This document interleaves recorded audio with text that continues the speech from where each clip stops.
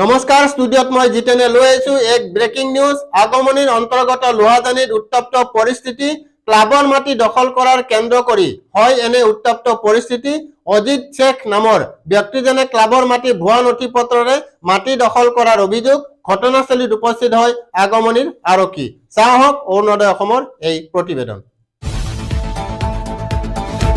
আগমনিৰ অন্তৰ্গত লোহাজানিত উত্তপ্ত পৰিস্থিতি ক্লাবৰ মাটি দখল কৰা কেন্দ্ৰ কৰি হয় এনে উত্তপ্ত পৰিস্থিতি আজিত শেখ নামৰ ব্যক্তিজনে ক্লাবৰ মাটি ভুৱা নথিপত্ৰৰে মাটি দখল কৰাৰ অভিযোগ ঘটনাস্থলীত উপস্থিত হয় আগমনিৰ আৰক্ষী উল্লেখ্য যে 1973 চনতে ৰাইজে স্থাপন কৰে মিলন সংঘৰ নামৰ NGO অতি কৌশলে মিলন সংঘ নামৰ 1 বিঘা 3 কঠা মাটি ভুৱা নথিপত্ৰৰে গুণ্ডা বাহিনী লৈ 4 দিন পূৰ্বে দখল কৰে আজিজ শেখ নামৰ এজন ব্যক্তিয়ে আজি ৰাইজৰ সহযোগত পুৰুষ মহিলাই আহি দখল মুক্ত কৰে অভিযোগ মতে ৰাইজে লণ্ডভণ্ড কৰাৰ সময়তে দখল কৰা আজিজ শেখৰ পুত্ৰই ঘৰত অগ্নি সংযোগ কৰি পলায়ন কৰে বুলি জানিবলৈ দিয়ে মিলন সংঘৰ সভাপতিয়ে ব্যুৰো ৰিপৰ্ট অৰুণোদয় আসাম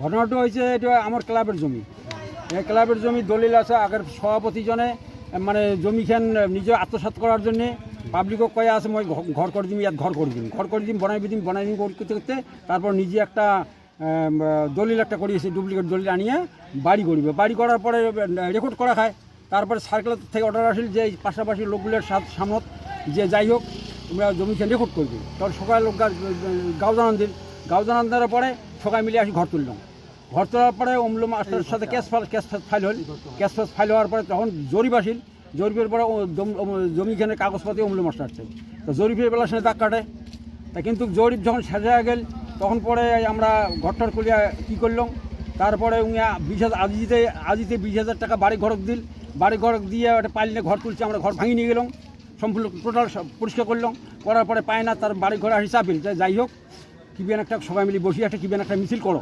তারপরে বাড়ি ঘর আসে তারপরে আমরা জমি মাপ দিলাম 1.5 বিঘা জমি আমার ক্লাবের জমি 1.5 বিঘার ভিতরে আধাকালি জমি নাই তারপরে বাড়ি গেলা কয় যাই হোক এটা দশঙ্গতি বস্তু তো তা কেননা বেচা আগাবাতে আজিত বহু পয়সা খরচ করলে তা ওই 3,000 জায়গা জমি ছাড়ি দাও আমার কমিটি সবাই আসলাম সবাই থাকি 3,000 জায়গা আবার ছাড়ি দেওয়া আধাকালি এমনি কম আরও 3,000 জায়গা ছাড়ি দিলাম আপোষক কিন্তু তা বাদে আমরা এইখানে আরম্ভ কী যে আরম্ভ করছি সেখানে ভগবান জানে এটা অরিজিনাল ক্লাবের ডকুমেন্ট আছে নাকি হ্যাঁ ক্লাবের ডকুমেন্ট আছে ডকুমেন্ট না থাকলে আমরা বাইতে ওখানে দাঁড়াতে পাই না ডকুমেন্ট আছে বলেই দাঁড়াই আমরা কি আছে চল আপনি ঘটনাটা হয়েছে ইয়াতে 4-5 দিন মান আগত রাতি দুষ্কৃতিকারী হতুয়াই এজন অচিনাকি দুর্বৃত্ত মুসলমান মানুহে আমার এই ক্লাবৰ মাটিত জোৰপূৰ্বকভাৱে ঘৰ উঠাইছে তাতে গুণ্ডা বাহিনীৰ লগত অনা বুলি ওচৰ চুবুৰীয়াৰ মানুহে গম পাইছে আমি ভয়তে 4-5 দিন মান অহা নাই আজি 2-3 দিনৰ পৰা আমি মানুহ সংগ্ৰহ কৰি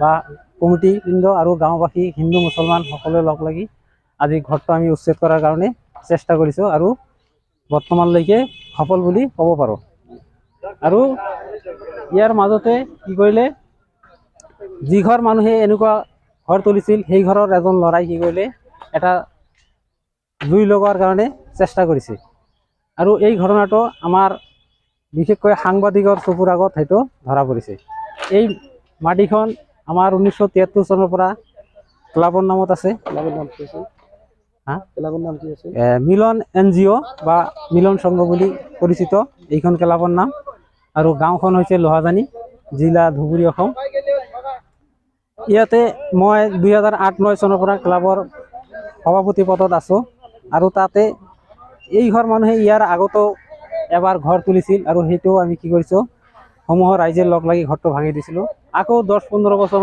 মান পিছত আকৌ সেই একেই কাম কৰিলে যাৰ কাৰণে আমি কি কৰিলোঁ সকলো ৰাইজ লগ লাগি ঘৰটো উচ্ছেদ কৰাৰ কাৰণে ব্যৱস্থা কৰিলোঁ। প্ৰশাসন আহিছিল, প্ৰশাসনৰ ওচৰত আমি গৈছিলোঁ। প্ৰশাসন কি কৈছে যে মাটি বাৰী কেছ আমি নলওঁ, কিন্তু আজি দেখা গ'ল সেই দুৰ্বৃত্তই কি কৈছিল টকাৰে থানাত হয়তো কিবা উৎকোচ দিছিল নেকি নাজানো। আমি কেছ দিয়াৰ কাৰণে গৈছিলোঁ, কিন্তু আমাৰ কেছ লোৱা নাই। কৈছে যে মাটি বাৰী কেছ থানাত লোৱা নহয়। যাৰ কাৰণে আমি কি কৰিলোঁ, পুলিচৰ ওচৰত গৈ বিফল হ'লোঁ। বিফল হৈ আজি আমি ৰাইজে নিজেই কি কৰিলোঁ, নিজৰ সিদ্ধান্ত ল'বলৈ বাধ্য হ'লোঁ। কিন্তু আজি দেখা গ'ল আমি যেতিয়া ঘৰ ভাঙিবলৈ আহিলোঁ, প্ৰশাসন লগে লগে আহি উপস্থিত হ'ল। ইয়াৰ কি মানে আমি বুজি নাপাওঁ। হয়তো মনে বোধ হয় যে থানাটো সিহঁতে যিকোনো প্ৰকাৰে মেনেজ কৰি লৈছে নেকি, এনেকুৱা মোৰ ধাৰণা হয়। গতিকে মই এই যে বহিৰাগত বা বিদেশী মানুহবিলাকে যে আহি আমাৰ এই অৰ্ধ চৰকাৰী ক্লাবখনৰ ওপৰত মাটিখন যে জোৰপূৰ্বক ৰাতাৰাতি আহি দখল কৰি আছে, এই দখল যাতে আৰু নহয় তাৰ কাৰণে মই মাননীয় মুখ্যমন্ত্ৰী চাহাবক অনুৰোধ জনাইছোঁ যাতে আমি এই মাটিখিনি ৰক্ষণাবেক্ষণ কৰিব পাৰোঁ। তাৰ কাৰণে এই মুখ্যমন্ত্ৰী মহোদয়ে যিকোনোভাৱে মণ্ডলৰ দ্বাৰাই হওক বা প্ৰশাসনৰ দ্বাৰাই হওক যিকোনো পৰ্যায়ে আমাক ৰক্ষণাবেক্ষণ দিব লাগে। 1973 চনৰ পৰা ক্লাবৰ নামত দলিল আছে। ইমানখিনি থকা সত্ত্বেও বিদেশী মানুহে আহি আমাৰ ইয়াত মাটিখিনি ৰাতিৰ ভিতৰতে জোৰপূৰ্বকভাৱে দখল কৰি ঘৰ বাৰী কৰি আছে। গতিকে মই অসম চৰকাৰক তথা মাননীয় মুখ্যমন্ত্ৰী চাহাবক এই ঘটনাখিনি তদন্তক্ৰমে ইয়াৰ বিহিত ব্যৱস্থা লোৱাৰ কাৰণে মই বিশেষভাৱে অনুৰোধ জনালোঁ।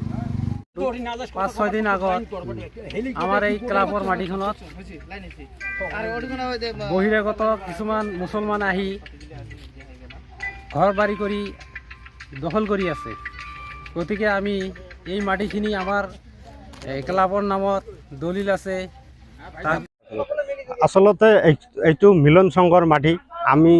আমাৰ বয়স ধৰক 50 বছৰ। 50 বছর ধরে আমি জানো এইটো মিলন সংঘর মাটি। আর এই মিলন সংঘর মাটিটোত আজিজ আলিয়ে মানে রাতি 3 বজাত আহি জোরপূর্বক মানে ঘর তুলিছে, ঘর উঠাইছে। সেইটো বলে তার মাটি বলি ঘর উঠাইছে। আমি তো না জানো, রাতি 3টে বজাত ঘর উঠাইছে। আমি পুয়ে আহি দেখো যে তাতে ঘর উঠাইছে, ঘর বান্ধিছে। এইটো কোনে বান্ধিল শুনিলো যে আজিছে বান্ধিছে। ঠিক আছে, তাহলে আমি এতিয়া ক্লাবৰ যিখিনি ৰাইজ আছো গোটেইখিনি ৰাইজ আহি ইয়াত মানে আমি বস্তুটো উৎখাত কৰি দিলো। এইখিনি আৰু ক্লাবৰ নামত কিমান চনত ৰেজিষ্ট্ৰি কৰা আছে? কিমান চনত মানে সেইটো মই সঠিক নাজানো কিমান চনত, কিন্তু আমাৰ বোধে ক্লাবৰ মাটি হয় নেকি? হ্যাঁ ক্লাবৰ মাটি হয়, এইটো ক্লাবৰ মাটি। এইটো ক্লাবৰ মাটি বুলি আমি জানো। ক্লাবৰ নাম কি আছে? মিলন সংঘ।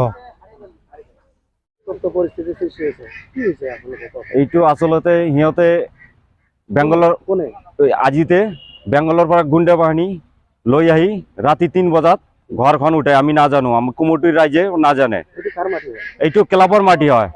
আমি জন্মৰ পৰা দেখি আহিছো ক্লাবৰ মাটি। এইটো কি ক্লাব? এইটো মিলন জ্যোতি ক্লাব, মিলন সংঘ লোৱাজানী। তাৰপিছত ঘৰটো উঠাই আছে, সিহঁতে বহিব নবহে, জোৰ জবস্তি কৰি আকৌ কালি এটা ঘৰ উঠাই আছে। আমি চাই আছো, সিহঁতক মাতিছো নাহে। মাতাৰ পিছত যেতিয়া নাহে তেতিয়া আমি ৰাইজে ক্লাবত যিবিলাক ৰাইজ আছে আমি হিন্দু মুছলিম সকলোকে একেলগে গোট হৈ আমি ঘৰখন ভাঙি দিলো। আজিতৰ যিটো ঘৰ উঠাইছিল ক্লাবত, আমাৰ ক্লাবত যিটো ঘৰ উঠাইছিল সেই ঘৰখন আমি ভাঙি দিলো ৰাইজে একে গোট হৈ।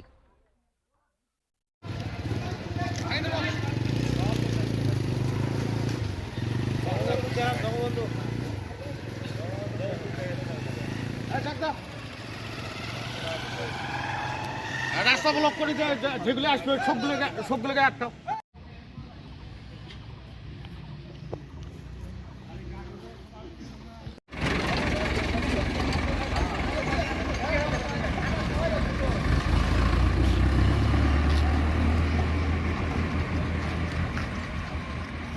আমরা নিয়ে যাই, তোমরা কাটতে থাকো, কাটতে থাকো।